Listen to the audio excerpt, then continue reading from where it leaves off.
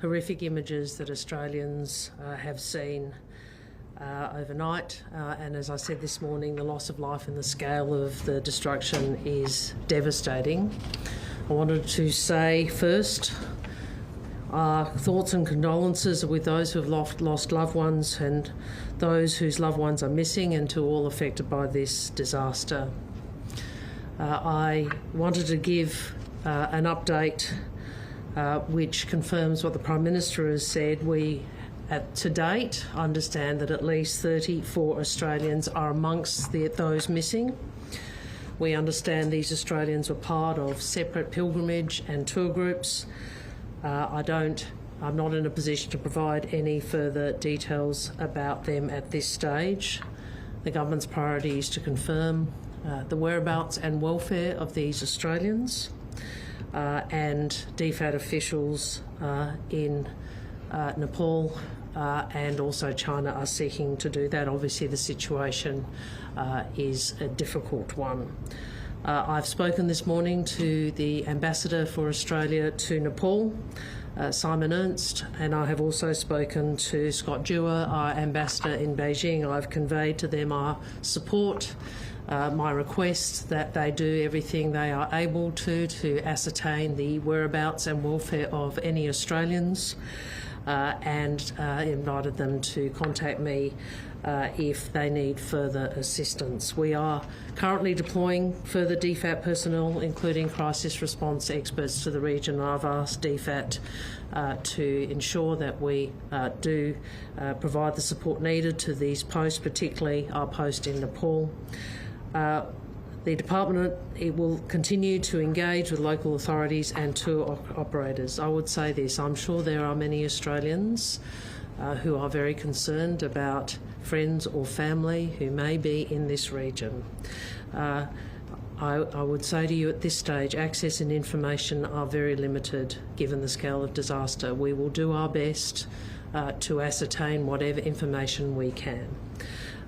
We are urgently seeking to confirm the welfare and whereabouts of Australians, and we will be in touch with their loved ones as soon as we have any confirmed information that we can share. We are coordinating with the Nepalese government, the UN, the Red Cross and other organisations on the humanitarian response, and I will have more to say about that in the coming days. First, to Australians in the area, if you are in the area, can I ask you to follow the advice of local authorities and monitor media? Australians in Nepal and China, please subscribe to Smart Traveller. Australians in need of consular assistance should contact our 24-hour consular emergency centre, 1300 555 135, or +61 262 61 3305 if calling from overseas. If there are Australians in Australia who have friends or family who they believe are in the region, you can provide that information also to those numbers that I have outlined today. They are the Consular Emergency Centre numbers. Our travel advice has obviously been updated to reflect the disaster, and I will continue to provide updates to the Australian community through the media, including when we have more information about the Australians who are unaccounted for. I would say to those friends and families, all Australians are thinking of you at this time, as I know this is a very worrying situation for you all. We are also thinking of the people of Nepal and of China and the diaspora communities in Australia. This is a very distressing time for those community members, particularly those who have family members in the area. I know that the government is in contact with leaders in those communities, and we will continue to update them as directly as we are able when we know more. Obviously, I don't have as much detail as I would like at this stage, but we will update when we can. Happy to take questions now. Have the families of missing Australians been notified? I have asked that DFAT engage, as far as we are able, with the next of kin, but obviously we are still working through that detail. This is unfolding emergency, obviously, but do we expect the amount of visiting, especially from Australia, to be higher? I can only outline the numbers that we are aware of to date. Obviously, the numbers of foreign nationals are higher. As yet, we don't have any further information about if there are any more of those who are Australian, but I would say the number is at least 34. Those numbers have been provided, as you have, I think, seen in the media through tour operators. We will continue to try and ascertain if there are any other Australians who are not accounted for and over and above the 34 that we are aware of. Is the government planning to provide any aid? That was what I was referencing in the opening. Obviously, this is a very, very it's an awful situation. We'll certainly look at what we can do, and we'll liaise with other multilateral organisations such as the Red Cross when we consider that. Senator, you mentioned the crisis personnel that have been sent over there. Do you have some more details on who has been sent? No, I don't at this point. I just asked DFAT this morning to ensure we dispatched additional personnel to the region. Are you aware of the last known location of those Australians within that disaster area? I'm not in a position to share any of those details. Were they there visiting some of the significant religious sites? Well, I think it is. I think it is well known that this area is not only people are not only go there for trekking but also for spiritual reasons. So you would anticipate that the foreign nationals who were in the region would have been there for a variety of those reasons. How many calls has DFAT switchboard received? I don't have the number to date, but I would anticipate, obviously, people who have family or friends in the region will be wanting to contact us. And I have asked that be enabled and information be gained, so that we have not only the information coming in from Nepal but also from Australia about who's in the region. Is there a breakdown at all from their accounts from Australia to Nepal? I don't have that at this stage, and I wouldn't want to do that until we have a bit more information about their whereabouts and their well-being. Are there any discussions about the Australian Army coming to them?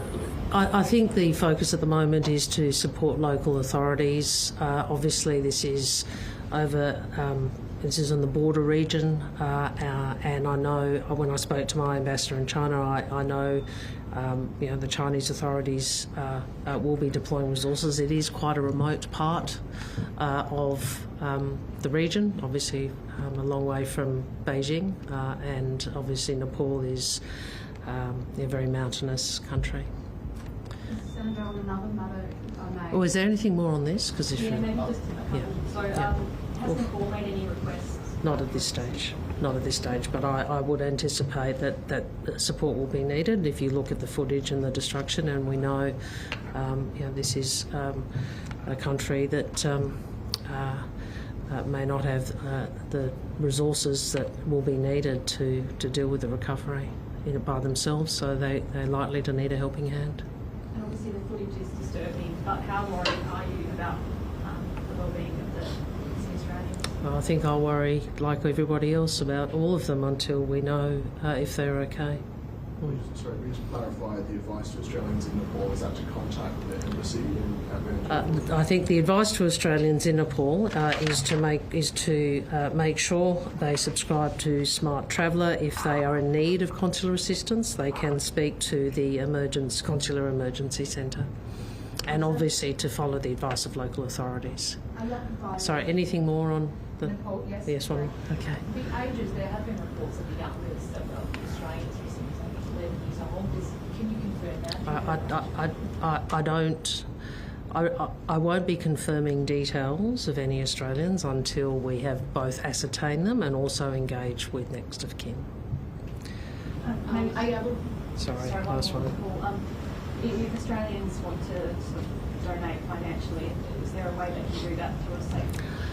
Look, I don't have any detail to date, but I would say there is often through the Red Cross or one of the other multilateral organisations where there is a disaster of this kind, you often will see an appeal, but that's a matter for the multinational entities. We'll certainly engage with them about that, but I think the first point for us is to try and ascertain Australians' whereabouts and well-being, and secondly, we will look at what government-to-government assistance we can provide in the near future. Right, last one.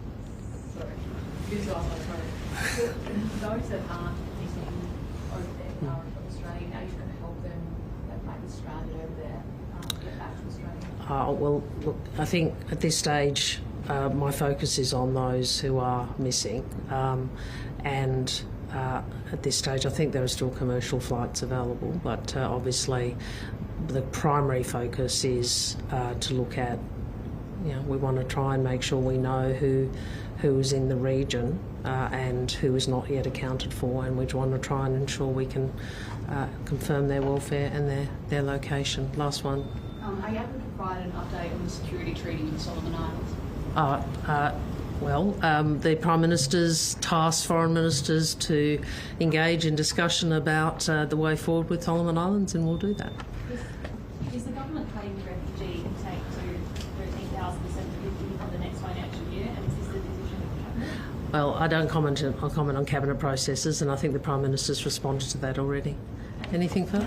Thanks, guys. The National Conference last month endorsed a resolution committing Labor to maintaining intake of 20,000 refugees a year, with aspirations to go higher. Is this decision a clear breach of that resolution? It's a long-standing position, and the platform has been for a number of years, and I'll refer you to the Prime Minister's comments earlier today. Thank you very much. Thanks, everyone. All right, that was the Foreign Minister Penny Wong there with an update from Adelaide about the devastating flooding in Nepal. The Foreign Minister there reiterated what the Prime Minister had said a little earlier today, that 34 Australians at least are known to be missing in that region. We know that they are among the hundreds of people who are missing in that devastating flooding. We heard there from the Foreign Minister that the government is coordinating with local authorities on a potential humanitarian response, but that there will be more details around that a little later on. It is, of course, very early days after this disaster, but let's bring in our Foreign Affairs reporter, Stephen Jedgetts, who's in Canberra. Stephen, you were listening to that press conference there as well. Look, a couple of sort of key elements to come out of that, particularly around what we know or really don't know at this stage about the Australians who are known to be missing. Just give us a bit of an explanation about what the Foreign Minister was talking about there in terms of really what we don't know in terms of how that number might grow and where we're getting that number from.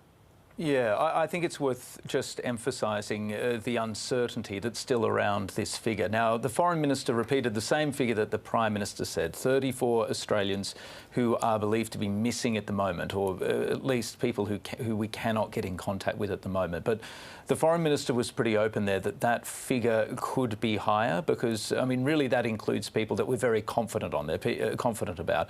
They're people who were on tour groups who are registered as Australians with registered providers. It is possible that there are other Australians included there, and the Foreign Minister said at least 34. So clearly there are potentially more people that could potentially be missing. Now, of course, we're still not certain. We are trying to track down these people. Australian consular officials in Canberra and elsewhere are scrambling to do that, but this is very, very difficult because of the fact that this area has by and large been cut off by these extraordinary raging torrents of water. That means that you have to rely often on air access rather than road access to get into this place, which is mountainous and remote, so getting a clear picture may take some time.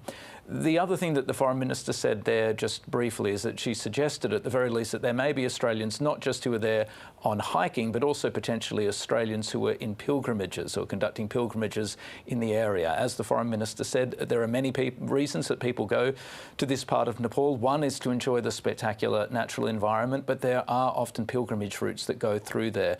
And we believe, for example, a large number of Indians were there on pilgrimages, and they may have been caught up in this disaster as well. So the Foreign Minister is essentially saying there that some of those groups that are missing at the moment, or some of those Australians, may have been going on pilgrimages as well as on treks or on hiking tours. But really, we just don't have much clarity beyond that. We don't know who these people are exactly beyond the broad age breakdown that has been provided by one hiking company, and we don't know if there might be other Australians, perhaps Australians who weren't registered with official tour companies but who were simply travelling by themselves in the area. We do not yet have clarity on that. The other thing I think worth pointing to very briefly there, Mel, is that the Foreign Minister made it clear that at this stage Nepal has not made any request for assistance from Australia. But she made it pretty clear that it was likely that Nepal would need, as she put it, a helping hand from other countries, and suggested that Australia, may well be in a position to help out down the track. Now, again, early days, no formal request yet, but that did seem to be the Foreign Minister saying that Australia was standing ready, and that if Nepal turned to outside countries for help, including Australia, the sense you got is that Australia would at the very least be willing to have that discussion with Nepal about what it might do to help with the rescue, but also with that recovery effort, which is likely to be very long and very painful. Yeah, absolutely, Stephen. And of course, the Foreign Minister there also talking about, liaising with organisations such as the Red Cross and other organisations that will have people on the ground there. The other thing I wanted to ask you about was the Foreign Minister saying that there will be further DFAT deployments to the area. What can you tell us about what those additional boots on the ground will be doing once and if they can get there and how quickly they could potentially get there? Yeah, we didn't get a number from the Foreign Minister, I don't believe. She didn't say exactly how many additional personnel would be sent, but these would be people from the consular teams that DFAT has on standby, perhaps sent from nearby posts or perhaps from Canberra, perhaps a combination. Nonetheless, these are people who do consular work for a living, and so they're very, very good at trying to track people down, liaising with commercial operators and with the government to try and work out where these people might be, and if necessary, coordinate, particularly with the Nepali authorities and you'd imagine the Nepali military, to try and ensure they are taken out of there. But we don't have very much clarity on this. This is obviously a huge operation already for DFAT. You'd imagine that they'll already be staffing, they'll have to have surge staff into this consular team that's going to be taking all these calls, as well as surging staff into the area. We don't yet have a clear idea about how many additional staff have been deployed. That may depend on the ultimate number of Australians who are determined to be missing. But as we've been discussing, that figure is not yet clear, and it may well take quite some time for Nepali and Australian government authorities to get a clear handle on exactly how many people are missing. Hopefully some of those who have been declared missing, at least so far, are recovered and are found alive, but it's simply too early to tell at this stage. Absolutely. Still a lot more to come. Very early days on this disaster. Stephen Jedget's in Canberra. Thanks very much for that update. And of course, Australians who are in need of emergency consular assistance are being encouraged to contact the Department of Foreign Affairs and Trade's 24-hour Consular Emergency Centre. If you're inside Australia, that number is 1300 555 135. If you're overseas, that number is +61 2 6261 3305.